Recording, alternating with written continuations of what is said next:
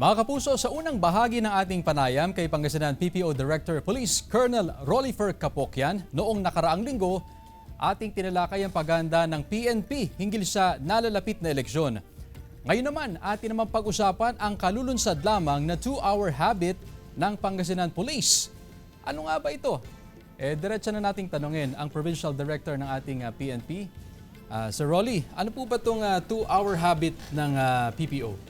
Actually, naisip ko itong ilunsad itong programa dahil unang-una, nakita ko yung kahalagahan at pagiging epektibo ng simultaneous na checkpoint.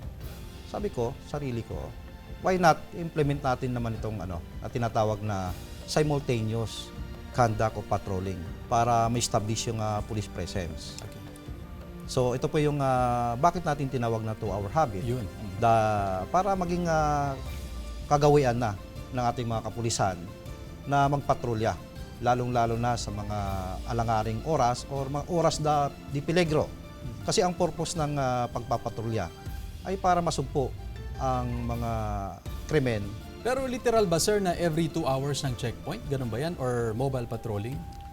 Aside from the conduct of checkpoint, yung mga patrollers natin, meron tayong mga mobile crew na wherein ito yung trabaho nila. Lahat ng stations natin, 48 stations dito sa Pangasinan, lahat ng mga available na mobile cars nila, sabay-sabay na magkakandak ng patrolling para maikutan nila yung kanilang areas of responsibility within 2 hours.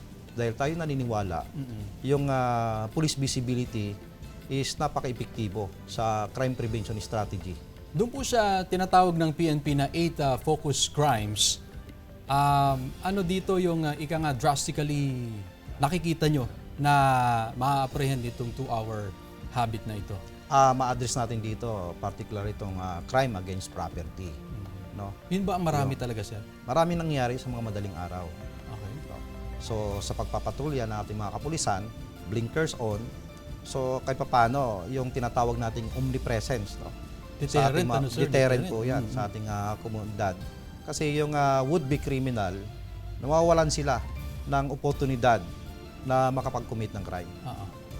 To end this conversation, ano po ang inyong mensahe sa mga kabaro niyo po na pulis, yung mga pinamumunuan yung pulis, at siyempre po sa ating mga kababayan?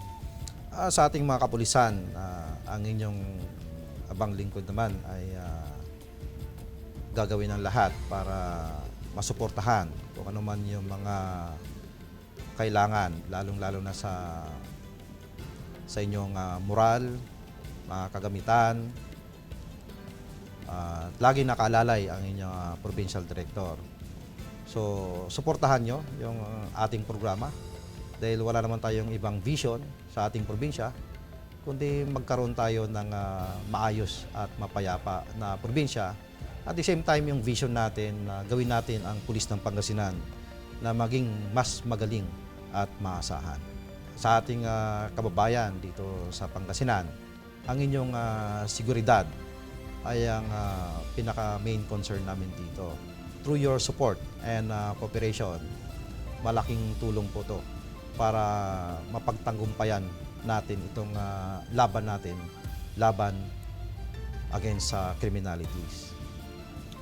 Alright, with that, maraming salamat po, Provincial Director ng Pangasinan Police Provincial Office, Police Colonel Rolly Capocyan. Mga kapuso, magbabalik po ang One North Central Luzon